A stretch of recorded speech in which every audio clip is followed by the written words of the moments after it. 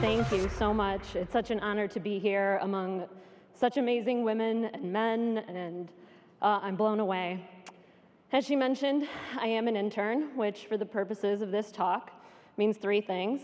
One, I recently had the privilege of interviewing at many programs across the country where they all had the opportunity to highlight and show their values about emphasizing diversity and inclusion in their programs. Two, I am pretty optimistic about the future of medicine and our specialty.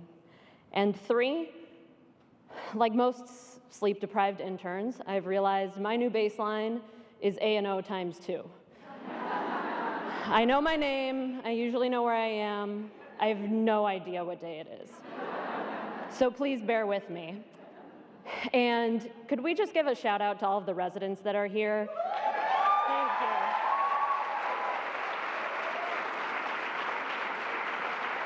you. Using their maybe 4 days off a month to come to this conference or a vacation week. My gosh, this is awesome. So my story starts shortly after this picture was taken. This is my grandmother, and I'm probably about 4 years old here. And if you're thinking, wow, she looks exactly the same as she did when she was 4, I won't argue with you. Around this time, my mother had the nagging feeling that the low-grade fevers and persistent fatigue that I had been experiencing for about a month were not due to a viral illness that she had been told 3 times taking me to the urgent care and my primary care doctor. Instead, it was the stuff of every parent's nightmares. I had cancer. I was diagnosed with acute lymphoblastic leukemia right before my 4th birthday. Within a couple days of my diagnosis, I had a Broviac placed, I had a bone marrow biopsy, and I began induction chemotherapy. At the time, my parents owned their own small business. And like most folks that own their own small business, they were over-leveraged and underinsured. And in the early 90s, before CHIP was around, the cost of my medical care was their burden to bear. While I was losing my hair, the burden of my medical treatment cost my parents their business, and it very nearly cost us our house. This picture was taken at my house sometime during the course of my treatment. You can see my little prednisone cheeks there, look a little different. I grew up in the country on a dirt road in rural Michigan, and yes, we had chickens. I love this picture because you can see my peach fuzz here, and clearly, even as a 4-year-old, I was so cool, I wore my hat to the side. You know when people get asked how well off their family is, the polite, or maybe it's a conventional thing to say is, we were comfortable. Regardless of your actual resources, we weren't wealthy, we were comfortable. But having lived through a childhood where we were paycheck to paycheck, I can tell you, it is uncomfortable.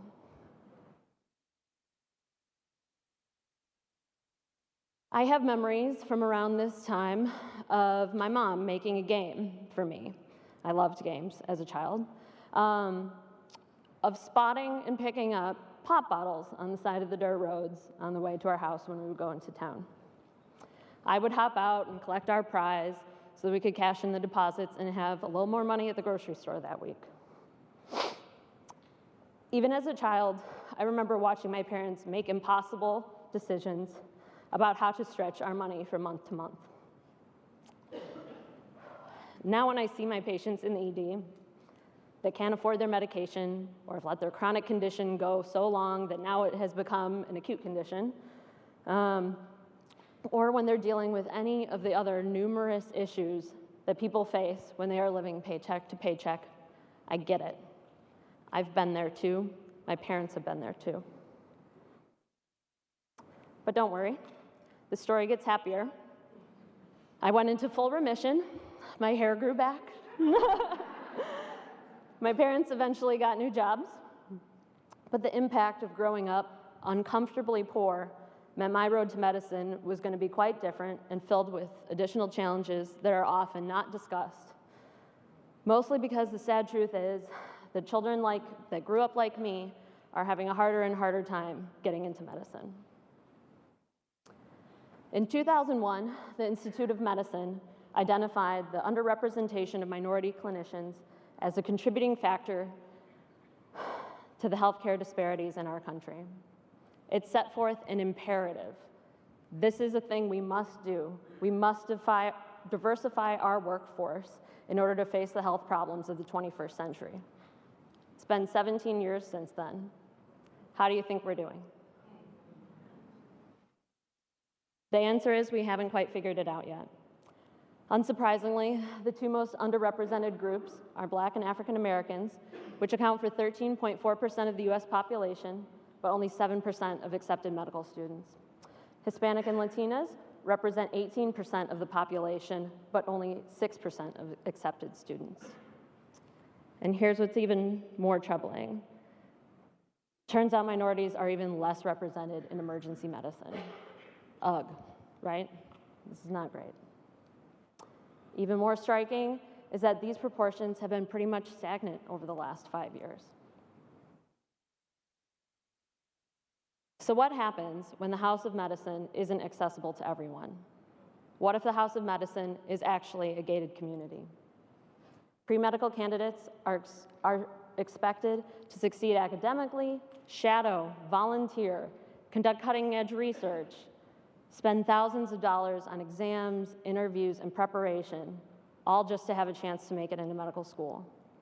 You need to receive advice early and often, middle school, high school. If you are the first person in your family to try and go into medicine, you know how daunting this can be. Who in the room has a parent, grandparent, aunt, uncle who's in medicine? Physician, pharmacist, dentist, nurse, raise your hand, keep your hands up. Okay, whose parents have a graduate degree? JD, PhD, master's degree? Take a look around. This is pretty consistent with national data.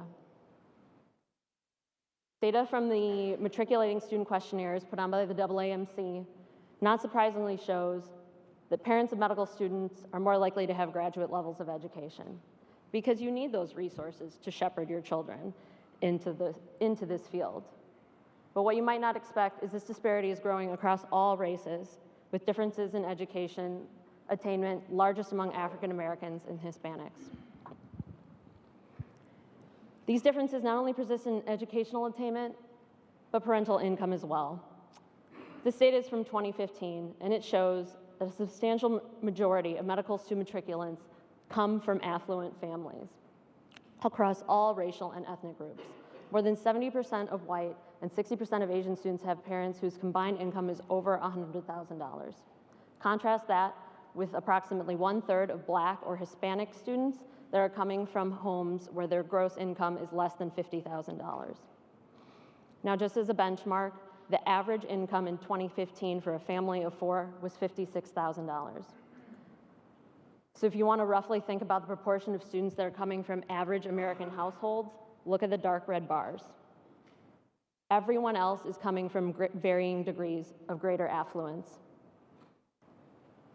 We don't have data like this from 15 or 20 years ago, but I suspect it would look quite different. Here's a big reason why this matters. Minority students are more likely to work in underserved areas. And here's those data from the last 2 slides combined, illustrating essentially an inverse relationship between proportions of high parental income and plans to work in underserved areas by race. What's interesting here is that Black and Hispanic students are more likely to work in underserved communities, even if they were coming from more affluent backgrounds themselves. So there's no question that emergency medicine has the most diverse patient population of any specialty. And so if we really want the House of Medicine to open its doors and be accessible to everyone, emergency medicine has to lead the way.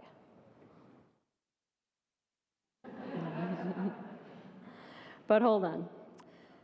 There may be some of you that are maybe a little bit uncomfortable reflecting on the fortunate circumstances of your own path to medicine, contrasted with the story of a little girl picking up pop bottles on the side of the road.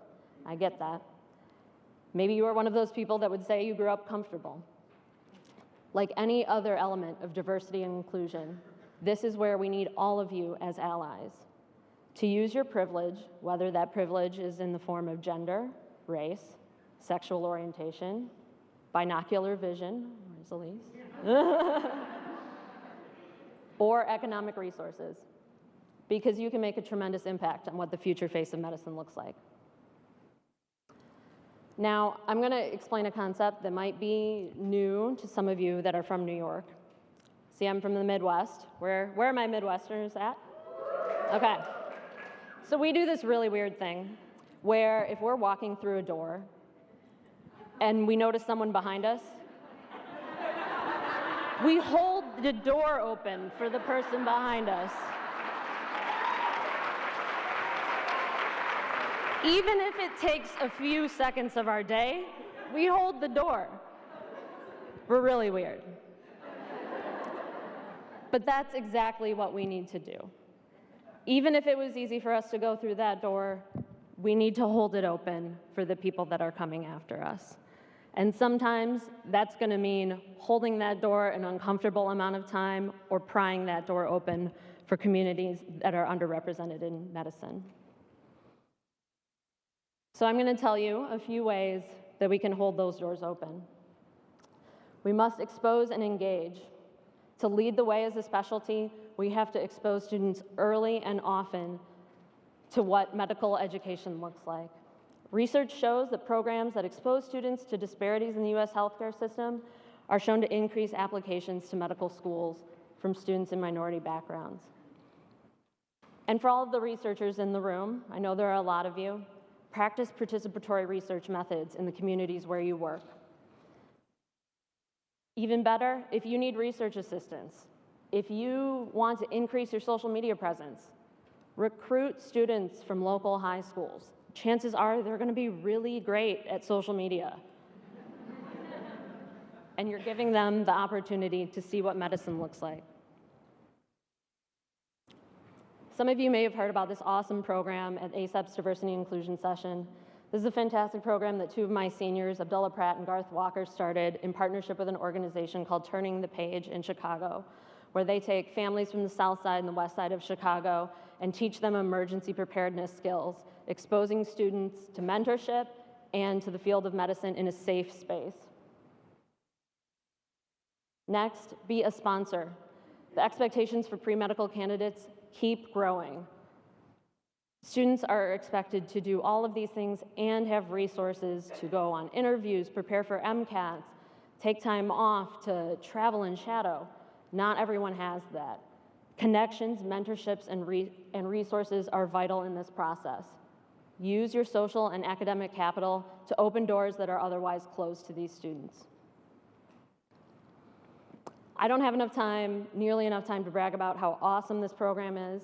This is called Doctors of Tomorrow at the University of Michigan, and what it is a partnership with Cass Tech in Detroit, where 9th grade students are paired with first-year medical students. They receive a 4-year longitudinal mentorship through high school. They are encouraged to apply to college, and recently we just had our first class of 9th grade students get accepted to the University of Michigan for undergrad, and now this program is expanding to have pre-medical mentorship as well. Please take a look at their website and their YouTube video. It's fantastic. Next is value. In order to truly embrace diversity and inclusion, we as a specialty and as programs need to re-examine our values. We must revise our admissions policies to prioritize a diverse workforce rather than selecting for achievements which are mostly available to the privileged already. Maybe these students went to a cheaper in-state school. Maybe they weren't AOA. Keep an eye out for non-medicine paid experiences as well, waitressing, retail.